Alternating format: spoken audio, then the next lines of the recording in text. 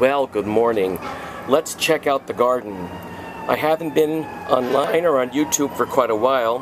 That's because I have no computer right now. So I'm going to be using someone else's computer to upload this. So anyway, greetings to all. Here you can see my beans that are growing up the stairway.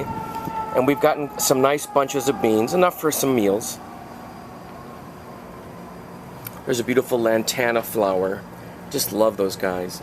This is the time of year in the garden that things are slowing down or speeding up. They're speeding up making seeds, and they're fading and pushing out the last bit of energy that they have to make seeds or fruit. I have to show this off. I've had this snake plant for over 18 years. And I repotted it just recently, and you can see this beautiful flower. They do not bloom very often, but if a very old plant will bloom. It's a wonderful plant, and I love the patterns on the leaves. Some people call it a mother-in-law's tongue or a snake plant. I just think it's a beautiful plant. There's Buddy taking a snooze. Good for him. A little bonsai action here. I brought it outside. It's really appreciated being out. It's a miniature pomegranate. Let's take a look at the rest of the area. I started to take things in. I've also been harvesting a lot of herbs. We've been having a lot of lovely tomato basil salads. All of that has just been great. I don't know what I'm going to do with this papaya. It is gigantic. And I don't know exactly how I'm going to get it back in the house. It grew 2 feet this summer, and there is some fruit, but unfortunately it will not It will not make fruit. They'll drop off. It is a tropical plant, and we're heading to winter. Okay, moving right along. I cut back the poinsettia in anticipation of it blooming. It blooms every year for me. I put it in a room where it only gets sunlight, and that the shorter days trigger the blooming cycle. Let's take a look here. There's this beautiful plant with the pink flowers. Oleander, yes, the oleander. It's still blooming a little. I've been trimming it and working with it. My Jerusalem cherry has finally had quite a bit of the fruits. It's not a cherry, it's not from Jerusalem, but it is a beautiful plant. I've had it for probably 18 years. I've made it and trimmed it, and let me take a look down here. You can see it actually has a trunk, and it has little branches that go up just like a tree. Most people just grow this as an ornamental over the summer, and then it dies back in the winter. It doesn't last outside. The marigolds have just been awesome, as you can see. I'm so grateful for them. They're so beautiful. And I've been picking a lot of them and drying out the petals for teas in the winter to add to teas, because it makes a beautiful color to the tea. They are edible. I've been eating them all the time. And here's some lemon balm. I've been pinching it back and harvesting the new leaves all the time, because pretty soon it's going to be at a point where there's a lot of mildew, so I won't be able to pick leaves anymore. But that's a natural thing for this time of year. It gets very damp and cool, hot and cool, and there you go. So this is the corner of the garden where this used to be where the fleabane was, but I cut that back.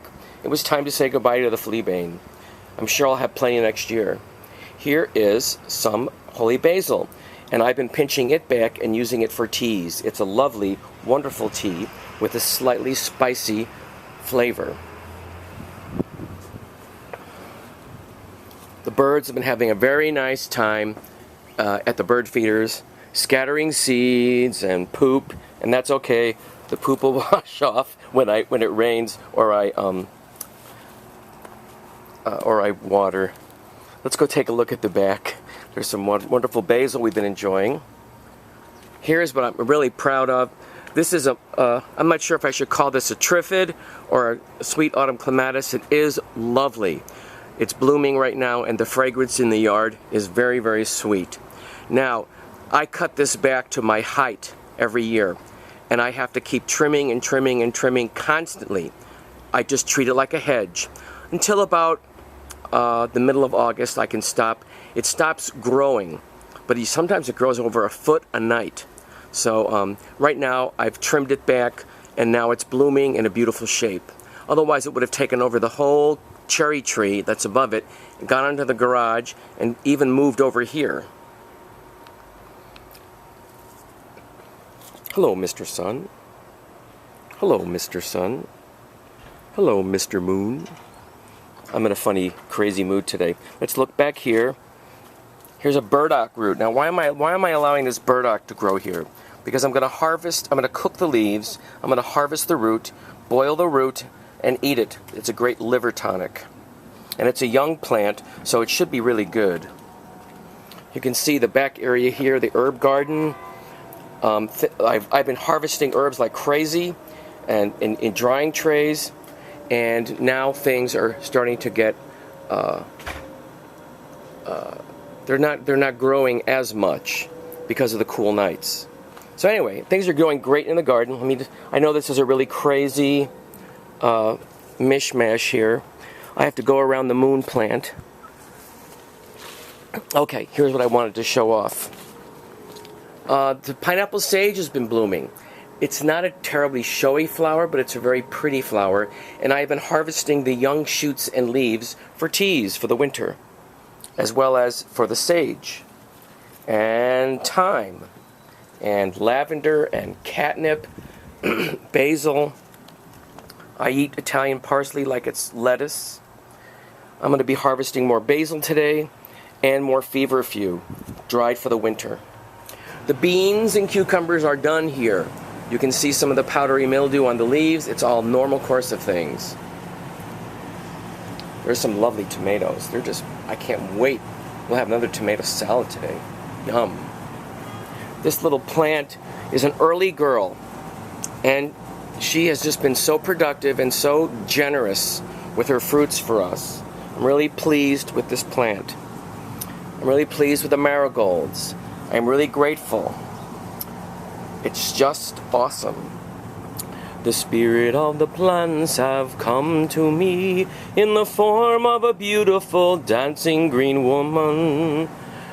The spirit of the plants has come to me in the form of a beautiful dancing green woman.